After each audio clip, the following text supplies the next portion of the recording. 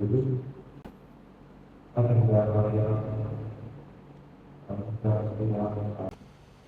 sebuah kutipan dari Dhammapada. Kita akan mulai dengan memberikan penghormatan kepada Sang Buddha. Namo tassa bhagavato arahato sama sambuddhassa. Namo tassa bhagavato arahato sama sambuddhassa. Namo tassa bhagavato arahato sama sambuddhassa. Janganlah melekat pada apa yang dicintai atau yang tidak dicintai. Tidak bertemu dengan mereka yang dicintai dan bertemu dengan mereka yang dicintai. Keduanya merupakan penderitaan. Ya, saya awal ini untuk membahas tentang bagaimana kita bisa melewati berbagai gelombang kehidupan ya. Yang jelas setiap manusia pasti ada gelombang kehidupan ya. Koisuk. Nah, untuk bisa melewati itu tentu perlu belajar ya, perlu banyak belajar. Untuk maju itu cuma ada dua, berhasil atau belajar.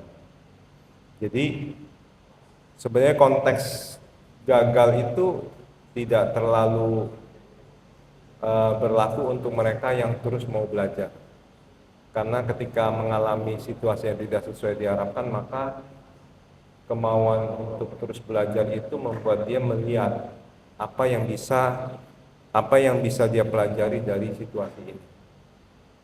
Sambil satu cerita tadi saya ada sempat cerita sedikit bagaimana Bodhisatta ketika perjuangannya untuk bagaimana Bodhisatta ketika perjuangannya untuk mencapai kebudayaan di banyak kehidupan, di salah satu kehidupan itu, di banyak kehidupan dia terus belajar untuk bisa menyempurnakan paramedia sehingga bisa menjadi Buddha. Salah satu kehidupannya yang membuat dia belajar ketika dia menjadi seekor kera yang besar, yang bisa ngangkut orang. Nah, suatu saat ada pemburu yang nggak mendapatkan hasil buruan dan tersesat di hutan. Nah, kera ini melihat si pemburu ini, karena memang kera ini adalah bodhisatta yang sudah selalu maunya bikin kebajikan gitu. Jadi akhirnya dia tolonglah si pemburu ini. Karena si pemburu ini kecapean juga dan tersesat di hutan, kalau didiamkan mungkin bisa nggak selamat gitu. Akhirnya dia gendong pemburu ini melewati hutan. Tapi di tengah jalan bodhisatta kemudian kecapean karena gendong orang kan. Akhirnya dia bilang dia mau istirahat dulu. Begitu istirahat, si pemburu ini berpikir, saya seharian nggak dapat buruan, saya ini paling gampang sekarang ini si kera ini bisa saya ambil. Langsung si pemburu ambil batu, dipukul kepalanya. Si kera ini terkejut, begitu terkejut langsung kera ini naik ke atas pohon. Begitu ke atas pohon, kera ini kemudian belajar, oh orang ini nggak bisa,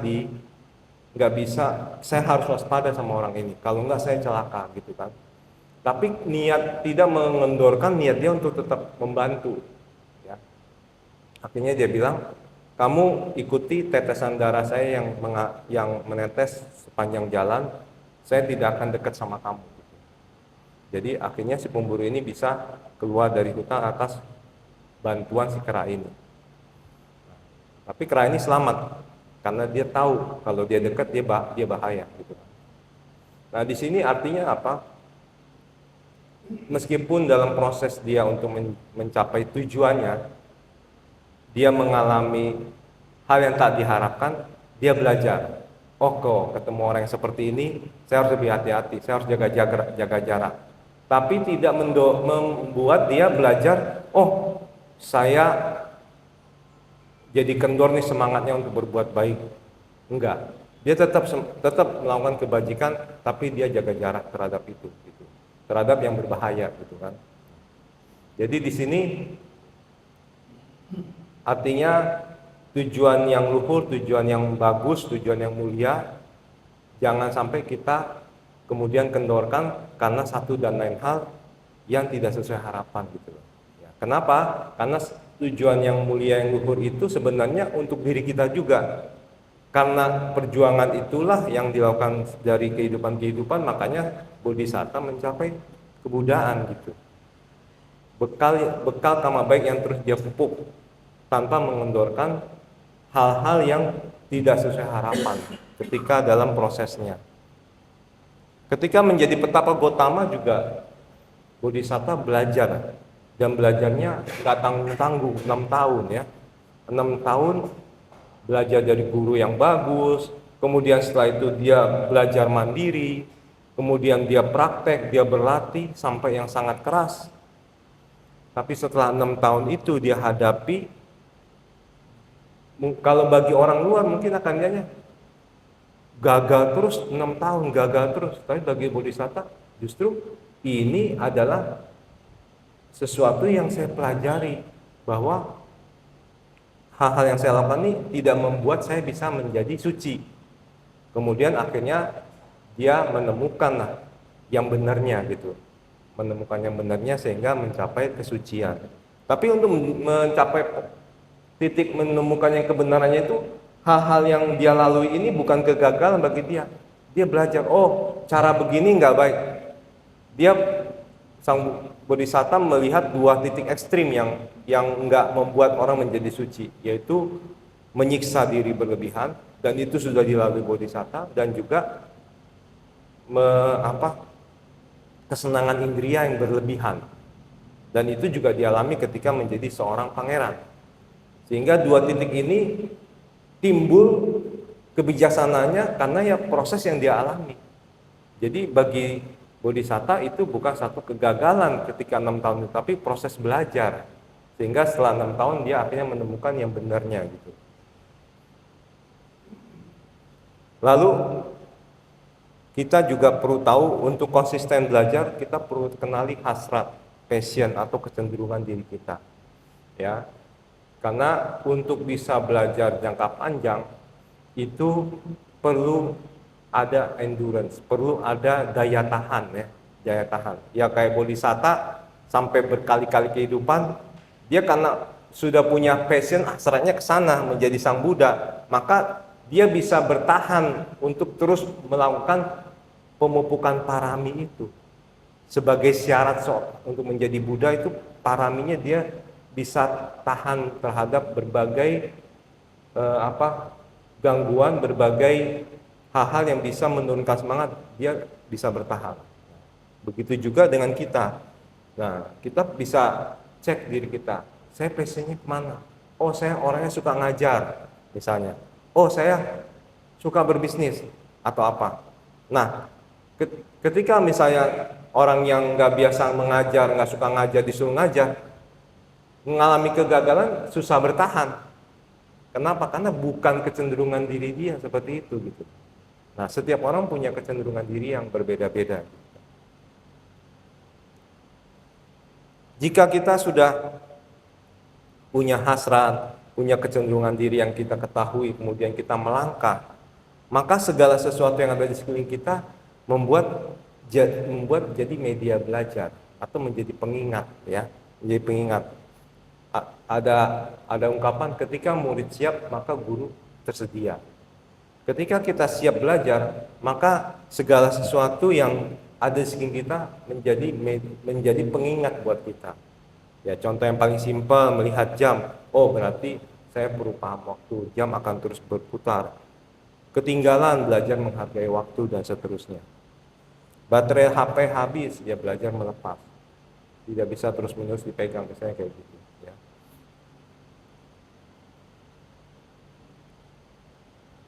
Ya, kita tahu di dalam ajaran Buddha ada yang disebut Atalokaka, Atalokadama.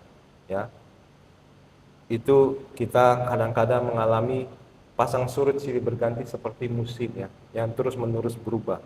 Tidak ada musim yang tetap sepanjang tahun.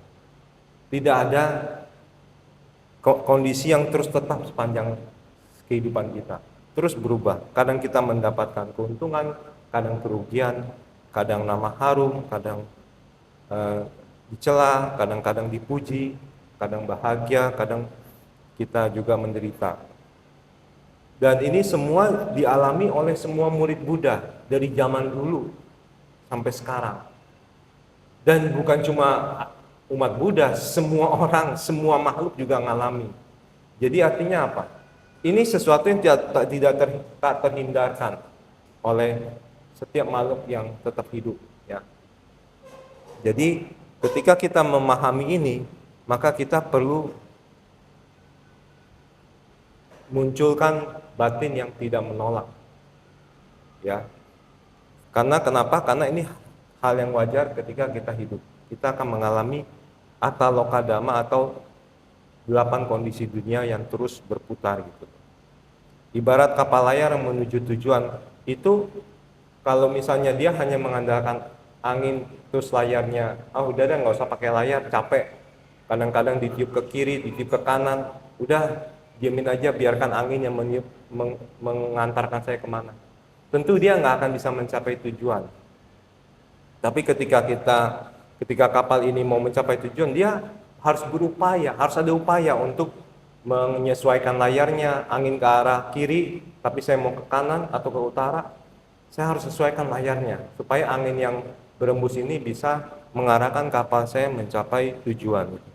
Sama juga dengan 8 kondisi duniawi ini, ada orang-orang yang bisa memanfaatkan ini untuk kemajuan hidup. Tapi ketika ini tidak dipahami secara bijaksana, akan malah menimbulkan masalah dalam kehidupan buat dirinya gitu.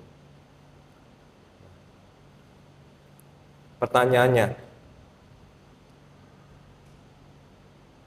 Bapak-bapak, Ibu-ibu, maunya untung apa rugi? Untung ya. Memberi itu untung atau rugi? Untung. Ada yang bilang rugi? Bisa rugi enggak? Hah? Nah, betul. Bisa rugi ya. Nah, maunya untung, tapi memberi tidak selalu untung ya. Bisa rugi juga kan ya. Nah, jadi artinya apa? Perlu bijaksana ya. Nah, perlu bijaksana. Iya. Masukin apa, air ke ember bolong. Ember bolong. Buang garam ke laut. Ya. Ya, selamat datang yang baru datang.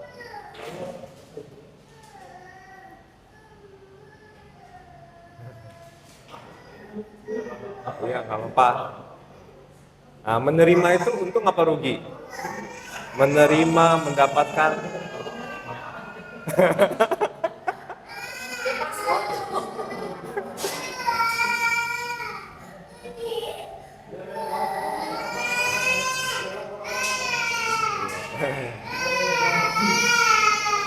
Iya, nggak apa-apa.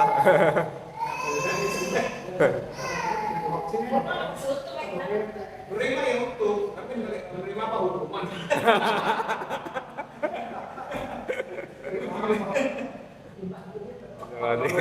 Cuan dulu ya. Misalnya nih di bandara, tiba-tiba ada orang, kamu mau duit nggak? Gitu. Menerima itu kan. Jadi tergantung kondisi. Jadi memberi maupun menerima bisa untung bisa rugi kalau kita nggak waspada kan gitu ya, nggak bijaksana, nggak lihat situasi gitu kan ya. Iya. Iya, menerima kan korupsi. Menerima itu kan. Iya. Ini saya pernah dengar dari medsos kisah jebakan 99, pernah baca. 99, pernah baca belum? Belum, nah saya ceritain. Jebakan Batman ya. Jadi suatu kali ada seorang raja yang dia pusing mikirin negara. Ya namanya mikirin negara ya, banyak yang dipusing, mikirin perusahaan, mikirin keluarga aja juga udah pusing, apalagi negara gitu kan. Satu kali raja ini ngelihat tukang kebunnya begitu happy, setiap pagi kerja happy, pulang happy gitu. Kok bisa ya? Dia happy ya.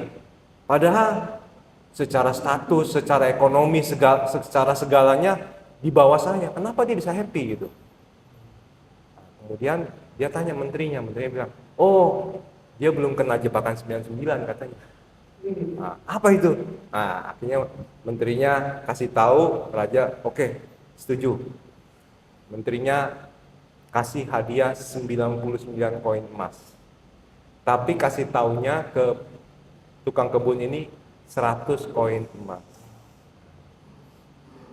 Dikasih, Pak, karena jasa kamu dan kamu sudah setia mengabdi kepada kerajaan selama sekian puluh tahun, kita kasih 100 koin emas sebagai imbalan. Semoga ini bisa membantu ekonomi kamu. Nah, dibawa pulang, nggak dihitung dulu, dibawa pulang. Kan happy, orang happy dikasih, kadang-kadang nggak dihitung lagi gitu kan. Apalagi banyak 100, mau ngitung, yang ngasih raja lagi. Iya, bawa pulang, sampai rumah dia hitung, kurang 1. Tadi bilang 100, kok 99? Apa jatuh ya di jalannya? Mulai dah gelisah. Gelisah. Dia cari kesana kemari, dia cari di rumah, apa jatuh dia. Pagi-pagi kurang istirahat karena pusing mikirin itu. Mukanya udah pucet ya, ngantuk kan. Raja ingat, kok beda hari ini? Nah, terus menterinya bilang, itu dia kena jebakan 99. Kadang-kadang ketika mendapatkan yang 99 koin itu jadi nggak happy ya. Gara-gara 1 koin yang hilang, yang nggak hilang. Padahal iya. Jadi happy-nya itu karena 1 ya. Iya. Iya, begitulah kehidupan. Kalau nggak waspada, jadinya nggak happy. Jadi karena masalah kecil, padahal yang besar yang dia miliki ada, tapi karena 1 nggak happy. Merenggut kebahagiaan dia semuanya. 99-nya nggak dilihat. Sama kayak kertas putih ada titik satu. Orang nggak lihat titiknya. Iya. Iya. Iya, begitulah. Nah, ini kisah Gotami juga satu cerita murid Buddha yang mencapai kesucian. Tidak terlepas juga dari nama untung rugi ya. Waktu dia awalnya kan dia wanita miskin, suatu kerugian dia saat itu, dia tidak mendapatkan maksudnya statusnya secara status dan sebagainya. Kemudian akhirnya dia mendapat keuntungan, dapat jodoh pemuda kaya. Ketika mendapat keuntungan itu dia langsung happy, senang kan. Begitu senang, tapi nggak dapat anak, susah dapat anak. Dia dipandang rendah sama keluarga dari pemuda itu. Nah, dia kerugian kan. Kemudian akhirnya setelah berjuang dapatlah anak. Ketika dapat anak, masih bayi, anaknya lagi diasuh-asuh, tiba-tiba sakit, meninggal. Stres dia. Yang dia stres bukan karena dia kehilangan anak juga. Gimana status saya gitu? Kan saya ketika dia mendapat anak itu langsung pemudanya semua pada maksudnya keluarga pemuda itu langsung berbalik menjadi sangat baik sekali sama si Kisah Gotami. Dan akhirnya dia nggak bisa terima kenyataan, kemudian dia cari obat sana kemari untuk membuat anaknya hidup lagi. Ya tentu nggak mungkin karena sudah meninggal. Tapi kemudian ada orang bijak yang menyarankan ketemu Sang Buddha. Nah, Sang Buddha mengajarkan Dhamma akan selalu melihat situasi dan lihat orang itu bagaimana gitu. Melihat kisah Gotami seperti ini, nggak mungkin dibilang, oh hidup itu anicca, memang semua orang akan mati. Ya makin stres lah. Nah, Sang Buddha menyarankan, iya, jadi Sang Buddha bilang, oke, saya akan bantu kamu, tapi dengan syarat, kamu mencari biji lada di keluarga yang tidak ada anggota keluarga yang meninggal. Wah, dia semangat, ada harapan. Meskipun itu harapan palsu kan, tapi pada saat itu dia nggak bisa berpikir dengan jernih. Pikiran dia bagaimana anaknya bisa hidup. Dan dia cari. Dia cari, ketemu.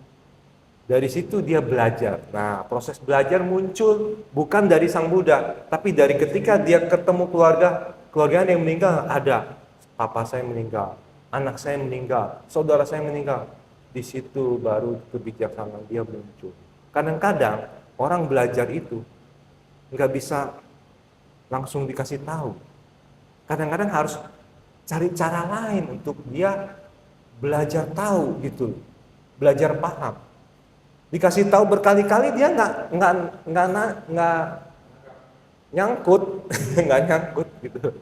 Harus praktek, harus hadapi, alami, baru dia nyangkut, baru dia paham. Di situ dia balik ke Sang Buddha, dia bisa terima kenyataan anaknya meninggal. Dan disitulah kemudian dia menjadi bikuni dan mencapai kesucian. Jadi proses belajar tidak selalu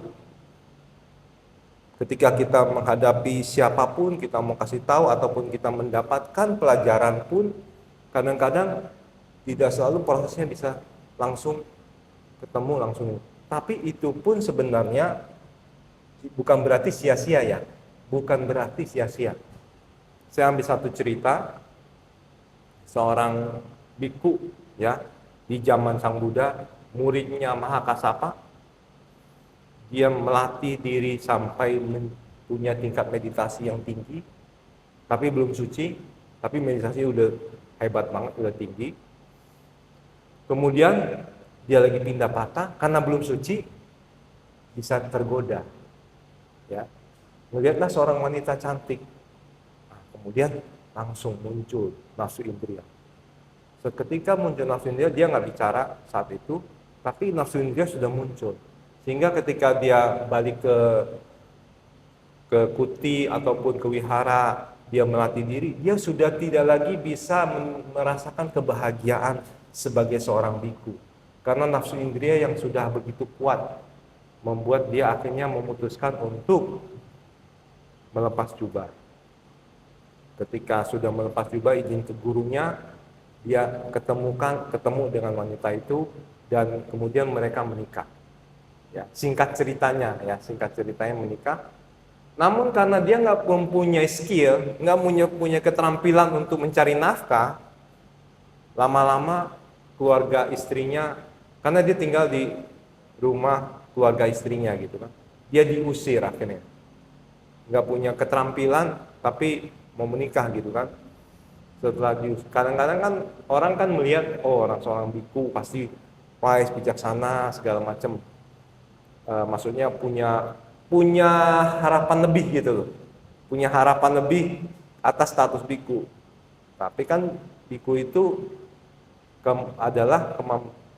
maksudnya mereka itu sedang melatih diri untuk melatih ke winaya. Bukan berarti otomatis juga mengerti hal-hal duniawi kan. Akhirnya dia kemudian setelah keluar dari rumah itu, karena nggak waspada, dia bergaul dengan perampok. Akhirnya bergaul dengan perampok, dia ikutan sama komplotan itu merampok sebuah tempat. Karena ini kasusnya besar, akhirnya mereka dikejar oleh pasukan raja, ditangkap dan akan dihukum mati. Dalam perjalanan menuju ke tempat hukuman mati, di tengah jalan ketemulah bekas gurunya Mahakassapa ini yang memberitahukan, ingat pelajaran yang pernah kamu pelajari tentang meditasi. Karena Mahakassapa ini nggak mungkin juga nolong dia, tapi dia kasih dia untuk pengingat, ingat. Minimal kalau meninggal pun meninggalnya batinnya nggak gelisah gitu kan. Nah akhirnya ketika di tempat eksekusi, dia meditasi, wajahnya begitu tenang. Algojonya bingung. Belum pernah seumur hidup mau menghukum orang, wajahnya begitu tenang. Semua rata-rata gelisah. Tapi ini beda. Akhirnya dilaporkanlah ke raja. Begitu raja tahu, diselidiki, oh ternyata dia pernah jadi biku. Dia diampuni. Jadi artinya apa di sini? Proses belajar kita kadang-kadang tidak selalu pada saat itu membuat kita jadi sadar gitu. Tapi bukan berarti apa yang sudah kita pelajari itu sia-sia. Suatu saat itu jadi bekal ketika menghadapi sesuatu, menghadapi apa gitu ya. Ya. Jadi proses belajar tergantung pada kondisi kita, tapi apapun yang kita pelajari itu akan menjadi bekal selama kita terus mau melakukan introspeksi ya. Nama baik dan nama buruk. Dalam Dhammapada 24, orang yang penuh semangat, selalu sadar murni dalam perbuatan, memiliki pengendalian hidup sesuai dengan Dhamma, selalu waspada, maka ketenarannya akan bertambah, nama baiknya bertambah ya. Ya, ini kisah Kumbhagosaka. Pernah dengar kisahnya? Jadi ini Kumbhagosaka ini anak orang kaya di zaman Sang Buddha ya. Anak orang kaya, tiba-tiba di daerahnya itu kena satu wabah yang sangat membahayakan, belum ada obatnya, banyak yang meninggal. Sama kayak kita lah COVID dulu ya kejadiannya. Tapi itu kan masa itu kan gimana caranya isoman, nggak bisa kan itu. Akhirnya meskipun dia orang kaya, tapi keluarga orang tuanya juga nggak bisa apa-apa, nggak ada obat, belum ada obat, banyak yang meninggal. Udah, akhirnya orang tuanya siapin harta ditumpuk di suatu tempat, kasih tahu Kumbhagosaka masih kecil, kamu pergilah mengungsi di dalam hutan, jangan kesini dulu. Kami sudah tua, nggak mungkin bisa ikut juga. Kamu aja yang pergi. Dan nanti setelah besar, saya sudah tandain ini tempat untuk kamu ambil harta kamu di sini gitu. Dengan berat hati dia harus pergi dari orang kaya menjadi miskin. Ya, dia harus hidup apa adanya dalam hutan kan. Setelah 12 tahun, udah besar dong, dia balik. Begitu dia balik, dia lihat nggak ada yang dia kenal semua. Ya kan? Tadinya nama baik, dia anak orang kaya semua kenal. Sekarang dia nggak ada yang kenal, gitu kan? Ya mungkin udah pada mati kali gara-gara wabah itu kan ya. Orang baru semua. Nah, dia pikir, oke, saya ingat saya punya harta nih. Dia cari, hartanya ada. Tapi dia kemudian timbul kebijaksanaan. Kalau saya pakai harta saya, orang akan curiga. Kenapa? Ini orang nggak dikenal, orang baru, kok punya banyak harta. Hartanya dari mana ini? Nah, bisa dicari-cari. Bisa disita, jangan-jangan kan? Harta tak bertuan, kok dia ambil gitu kan misalnya. Karena orang nggak kenal. Histori sejarah dia nggak kenal, nggak tahu gitu kan. Akhirnya dia mulailah bekerja, cari pekerjaan supaya orang nggak curiga. Itu dalam proses cari kerjaan, dia dapat kerjaan di kerajaan sebagai alarm. Di zaman dulu nggak ada HP, nggak ada alarm, jadi alarmnya pakai suara manusia. Waktunya makan kuda, sambil keliling-keliling ngomong gitu. Waktunya apa? Pokoknya dia setiap kali disuruh perintah jam tertentu dia keliling sambil teriak-teriak. Raja Bimbisara dengar. Wah, ini suara orang yang punya banyak harta ini. Hebat juga ya Raja Bimbisara ya. Pendengarannya itu bisa melihat nih orang punya harta banyak apa enggak. Karyawan raja nggak percaya orang ini kerja sama kita kok segala macam. Begitu hari berikutnya teriak-teriak lagi, raja bilang pasti ini anak orang punya banyak harta ini, katanya gitu. Akhirnya diselidiki lah dan ternyata benar. Kumbhagosaka ini cerita kejadiannya kepada raja dan raja begitu terkesan. Kenapa? Dia meskipun punya banyak harta, dia punya pengendalian diri yang kuat. Dia punya kebijaksanaan untuk melihat situasi sehingga hartanya tidak tersita. Akhirnya Kumbhagosaka ini diangkat jadi menterinya raja. Ya, nama baik lagi muncul begitu. Jadi ketika mendapatkan sesuatu kondisi yang tidak diinginkan, pengendalian diri kita, kebijaksanaan kita bisa membuat kita bisa balik lagi ke situasi yang baik gitu.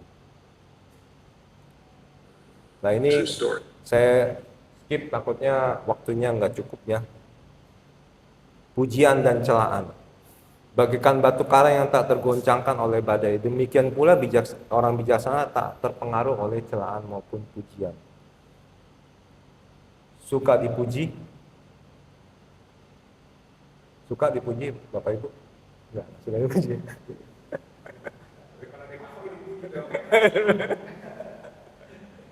Saya mestinya tutup dulu, jangan terusin dulu ya. Udah ketahuan nih. Tergantung siapa yang muji. Terus apa yang dipuji? Yang dipuji keburukan ya jangan itu. Suka dicela? Enggak ya. Tapi dicela bisa membuat orang maju juga ya, kadang-kadang. Hah? Dibikin promo. Ah. Iya. Ya. Kalau misalnya saya dapat cerita ini dari Kevin Wu, cuma saya rubah-rubah dikit. Misalnya ada tukang kue, ya. Bapak Ibu datang, tukang kue ini udah 30 tahun bikin kue. Kemudian Bapak Ibu coba kuenya. Dapat kue yang nggak enak. Terus ngomong, kuenya ini kurang nih. Terus tukang kuenya bilang, kamu tahu apa? Saya udah 30 tahun pengalaman bikin kue. Customer saya nggak ada masalah. Kok kamu begitu? Bapak Ibu mau datang lagi ke situ? Hah? Mau datang lagi ya? Nggak mau ya? Bahkan bisa cerita ke yang lain ya. Jadi artinya apa? Dicela itu perlu nggak? Maksudnya diperlukan nggak dicela itu? Diperlukan. Ya. Tapi apakah semua celaan itu bisa kita ambil? Tergantung situasi, tergantung kondisi kan.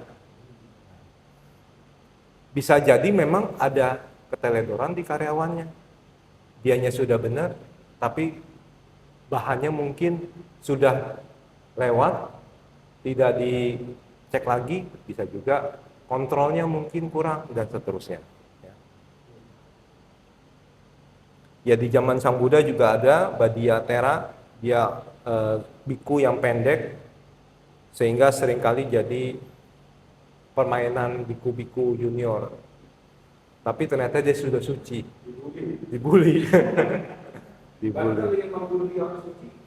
Bahaya. Makanya Sang Buddha kasih tahu, udah suci loh. Dia dipuji oleh Sang Buddha.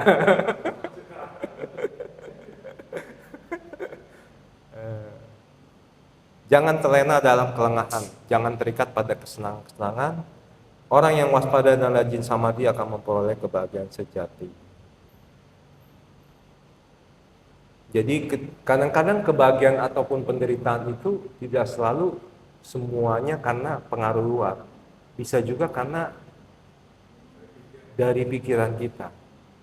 Dia melukai saya, dia menyakiti saya. Kemudian padahal itu nyakitnya cuma sekali. Tapi kita pikir terus. Besok kita pikiran, ingat lagi pikiran, dia dulu pernah nyakitin. Nyakitnya sekali karena pikiran kita, setiap hari bisa puluhan kali kita nyakitin diri kita. Ibarat luka yang di kaki, luka itu udah mau sembuh, dikorek-korek lagi, yang nggak sembuh-sembuh gitu.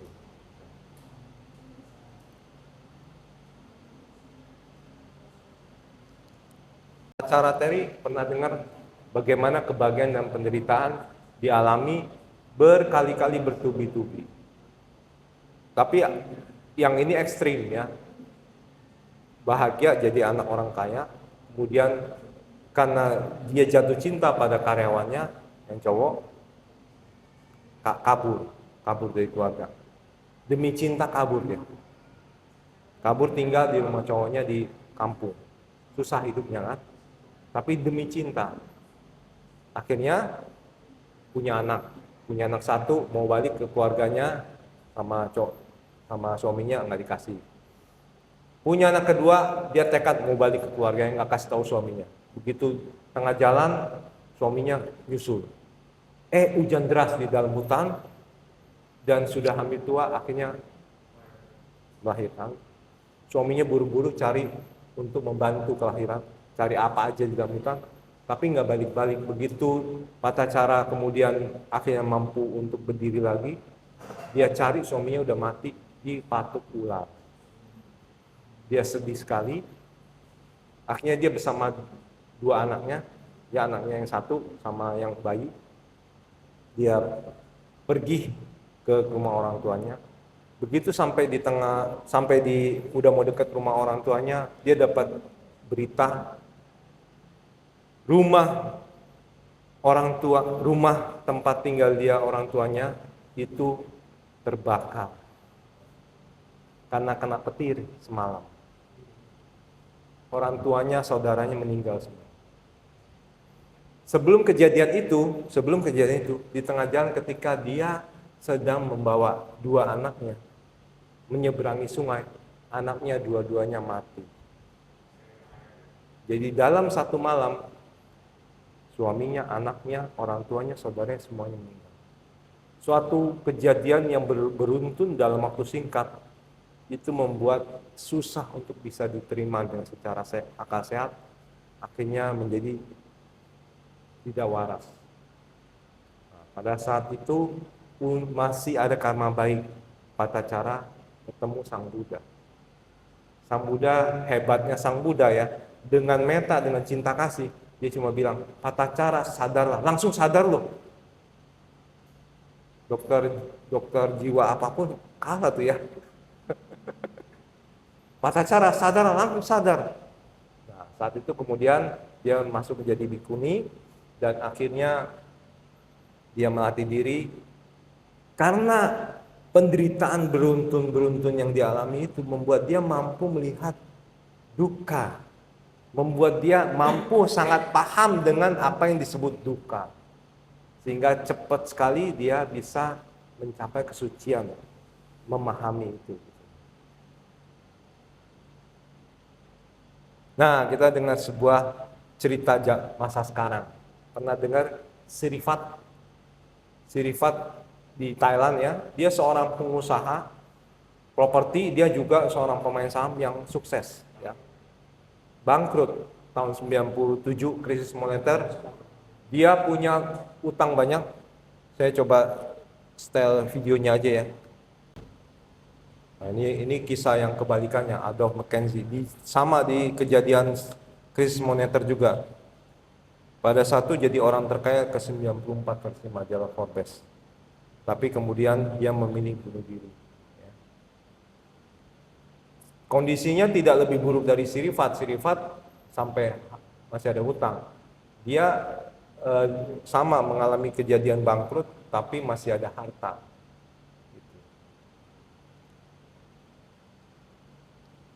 Nah, apa saja yang perlu kita lakukan untuk bisa melewati ini semua? Kita perlu hati-hati dengan persepsi kita ya. Persepsi ya. Melihat jarum ini sebagai sesuatu yang sangat mengerikan, padahal orangnya sudah gede. Kenapa? Karena persepsi masa kecilnya ke bawah sampai udah dewasa dan itu nggak berubah, gitu ya.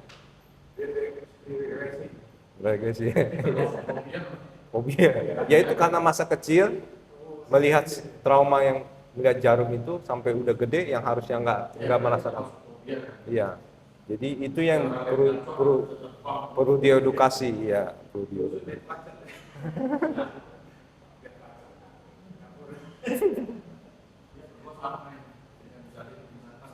Oh ya.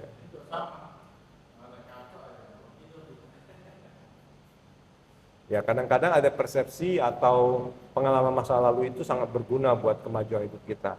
Tapi tidak semuanya itu ada berguna di masa lalu, tapi di masa sekarang perlu kita edukasi supaya tetap bisa memberi kemajuan hidup gitu.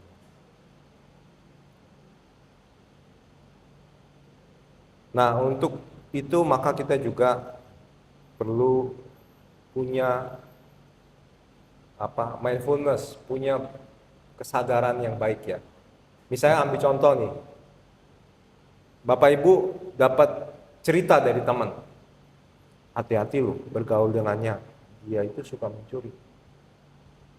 Ketika ketemu orang itu yang dikatakan suka mencuri, bagaimana perasaan sikap Bapak Ibu bagaimana? Ngeles dulu ya. Kalaupun terpaksa ketemu bagaimana? Hah? Hati-hati. tasnya dikekepin gitu ya. Belum tuh. Iya. Tapi kemudian, tapi kita tahu temennya kita ini yang ngomong ini jujur orangnya. Gimana? Lebih hati-hati lagi ya. Tapi kemudian kita gerak-geriknya kok nggak kelihatan seperti orang yang suka mencuri ya. Kita tanya teman yang lain. Ketika kita tanya teman yang lain bilang gini, ya dia itu suka mencuri perhatian, bukan mencuri barang.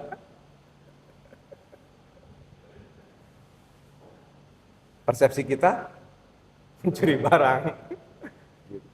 Jadi kita perlu mengembangkan kewaspadaan, kesadaran kita, sehingga kita tidak serta-merta menerima berita baik atau berita buruk tanpa kita evaluasi lagi.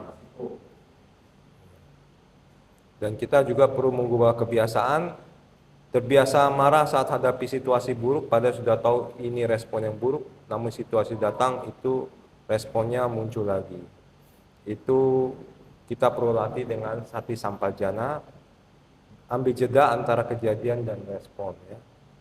Ketika kita ambil jeda, misalnya tarik nafas beberapa kali, buang nafas, maka pikiran kadang-kadang bisa lebih jernih melihatnya ya. Sehingga kita bisa menambah kebijaksanaan untuk mengikis ego.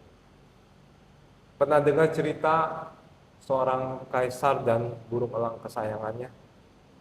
Pernah dengar? Belum ya, saya cerita ya. Suatu ketika ada seorang kaisar bersama burung elang kesayangannya. Kaisar ini suka berburu. Ketika dia berburu, suatu kali dia berburu bawa pasukan biasanya. Saking asiknya berburu, dia lupa kalau pasukannya sudah tertinggal jauh dan nggak tahu dia di mana. Tersesatlah di dalam hutan. Begitu dia tahu sadar itu, dia lihat air minumnya juga mau habis. Dia berusaha cari air minum, karena kalau enggak dia kehausan juga susah untuk bisa keluar dari situ ya. Burung elang kesayangannya menemani gitu kan di atas sambil terbang. Begitu ketemu sumber air, ada air mengalir, dia bawa botolnya.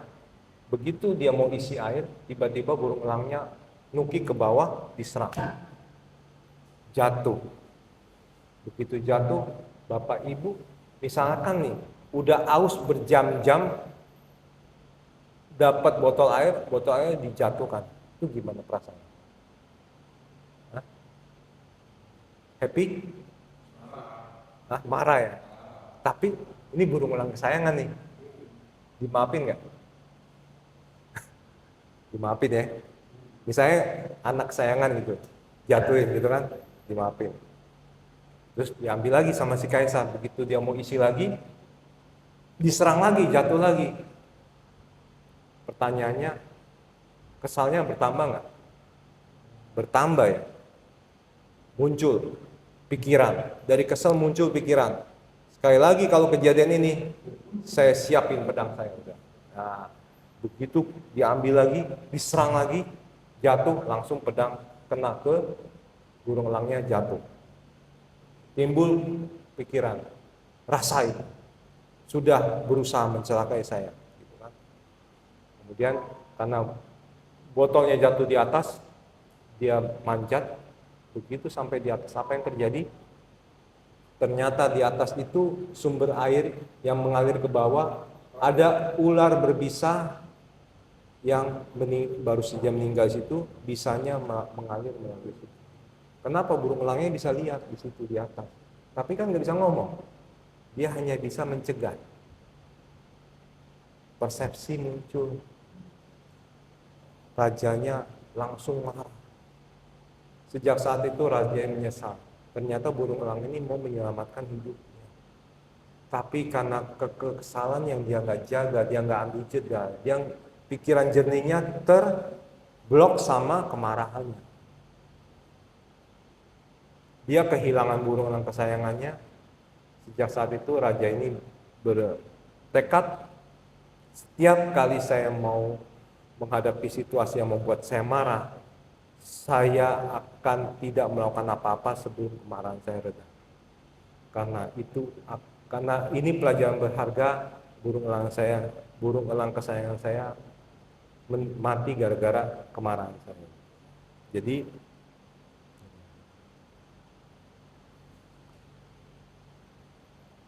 ya ada setiap sisi lain dari setiap kejadian ya, seperti ketinggalan pesawat dan sebagainya. Tidak selalu memang itu sesuatu yang merugikan, tapi tidak selalu juga. Ada kejadian-kejadian yang tiba-tiba pesawatnya meledak gitu ya. Jadi ketinggalan bukan sesuatu yang ini. Oke, sadari bahwa kita punya kemampuan memilih ya. Ombak besar datang menghantam, bisa membuat kita jatuh, tapi bagi orang yang sudah terlatih peselancar, dia akan bisa memanfaatkannya dengan baik. Tumbuhkan semangat ya akan tujuan, terus berlatih supaya menjadi lebih baik. Dan juga kita perlu kalyana ya, perlu kalyana ibarat jaring pengaman ya. Ketika kita tidak waspada, kita terjatuh, kalyana itu bisa saling mensupport ya, saling mensupport. Dan untuk bisa punya kalyana kita sendiri perlu jadi kalyana yang baik ya. Bagaimana kita mau punya kalyana kalau kita sendiri tidak menjadi kalyana yang baik ya kan? Minimal kita perlu melatih moralitas kita lah ya.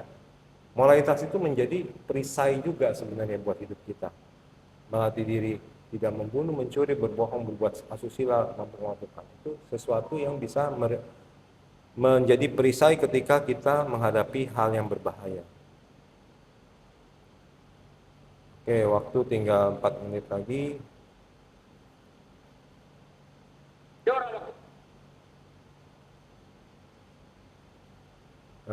Saya sampai ke sini aja deh. Beri waktu untuk diri sendiri terbebas dari segala keterhubungan. Kadang-kadang ketika kita sudah sulit sekali untuk menghadapi 8 kondisi duniawi yang begitu beruntun kayak pada cara ini, kadang-kadang kita perlu melepas dulu semuanya, ikut retret meditasi dan seterusnya. Ya. Bahkan dalam keseharian pun kadang-kadang HP ada kalanya kita tidak lihat dulu gitu kan. Tujuannya untuk memberi kesempatan buat batin kita lebih baik gitu. Bijak menghadapi lingkungan, ingat selalu hukum karma ya. Jangan sampai karena kemarahan atau karena sesuatu yang kita berpikir buruk muncul, kemudian kita membuat karma buruk yang akan kita hadapi buahnya gitu ya. Jangan sampai begitu. Contohnya Moggallana ya. Moggallana meskipun sudah suci, tapi ada sisa karma buruk dia yang berat masa lalu yang membuat dia harus mengalami penderitaan, disiksa oleh para pembunuh bayaran. Karena di masa kehidupan yang lama yang dulu pernah jadi seorang pemuda yang baik hati, pemuda yang sangat menolong orang lain itu.